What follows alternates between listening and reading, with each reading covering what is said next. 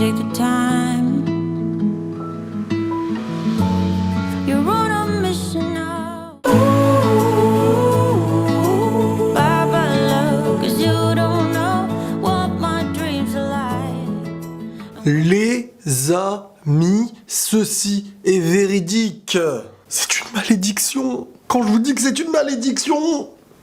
Non mais les gars, c'est pas la première fois. C'est pas la deuxième fois. C'est pas la troisième fois. Bon, vous avez compris, le Barça et moi, il y a quelque chose. C'est pas amical. Mais c'est réaliste. Non, c'est quand même exceptionnel, c'est incroyable. Et je le sais.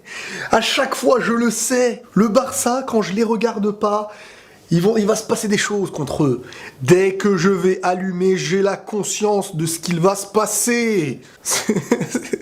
Les gars, quand je vous dis un truc, c'est pas pour faire le mec, c'est qu'il y a quelque chose.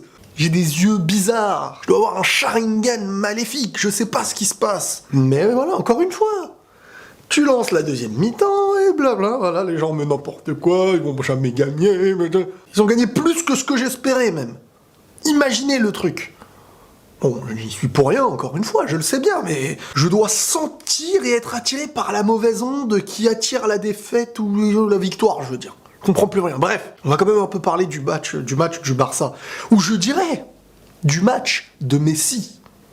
Parce que certes, c'est pas Messi, c'est Bébert la dernière fois.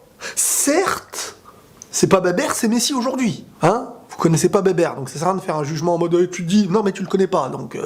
Ne réfléchis pas. Non, plus sérieusement, Messi, c'est un monstre. C'est lui, là, le Barça. C'est lui.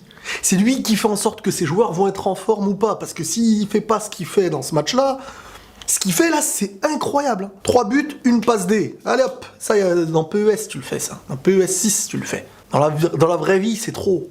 Dans un match où tu perds, il te reste une mi-temps. Tu peux pas faire ça. Il a une finition, le gars, c'est Broly. C'est Broly. Dès qu'il a le ballon à l'entrée de la zone, c'est trop dangereux. Bon, dès qu'il l'a dans la zone, c'est plus dangereux, c'est but. Non, c'est vrai. C'est la réalité, les amis. Moi, je me base sur ce que je vois. Je vais pas vous mentir, moi, je veux pas qu'il les mette, ces buts. Je suis pas pour le Barça. Mais la réalité me fait constater que... Et le que, bah, c'est que, voilà. Ce Barça, il est fébrile. Hein. Très, très fébrile. Mais... Messi, offensivement, il fait trop la différence. C'est vraiment l'élément, là, le personnage qui fait en sorte que ça bascule toujours vers le côté du Barça. Même si, bien sûr, un joueur seul ne fait pas toujours toute l'équipe, même si dans la saison, le Barça entier a fait des choses et pas que Messi. Mais sur ce genre de match qui font la différence sur une saison. Ce genre de match-là, c'est les détails qui te font gagner la Liga. Ça me choque pas. Mais le Barça n'est pas au top. Donc, tu vois, il y a deux visions. Il y a la vision de Messi qui tient le Barça, donc le mec qui aime Messi, tout ça, c'est magnifique. Mais c'est pas mieux que l'équipe soit en forme et que Messi en ressorte, ou que l'équipe soit complètement à la ramasse, mais il y a que Messi. C'est ça la différence, parce que sur certains matchs, il suffit que Messi ait une baisse de régime, que le Barça peut se faire sortir d'un tour, peut se faire éliminer. Sur la Liga, je les vois prendre la Liga. Mais en Ligue des Champions et en Coupe, on sait jamais. Même si bon, contre le Real, on sait jamais, contre le Real, j'ai bien peur que ça va être difficile, mais j'espère que le Real va quand même le faire, ça va pas être facile.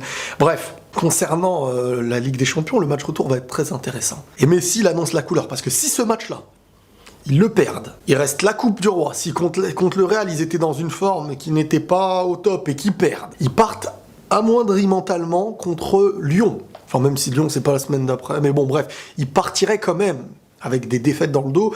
Une mentalité qui a diminué, pas trop de confiance. Ça joue beaucoup, hein. Ces petits moments dans ces saisons-là, ça joue énormément. Et là, Messi, il sauve le Barça. Voilà, on va le dire clairement. Un triplé plus passe décisive, il sauve le Barça. Et on ne peut rien dire. C'est pas Bébert, c'est Bébert SSJ Blue, là. Ah ouais, non, mais il faut évoluer. Mais c'est... Moi, je dis que ce que je vois, hein, les gars. Je suis content pour le football et Messi individuellement, parce que voilà. Mais certes, je suis pas content parce que le Barça gagne. Hein. Moi, je veux que le Barça perde des points.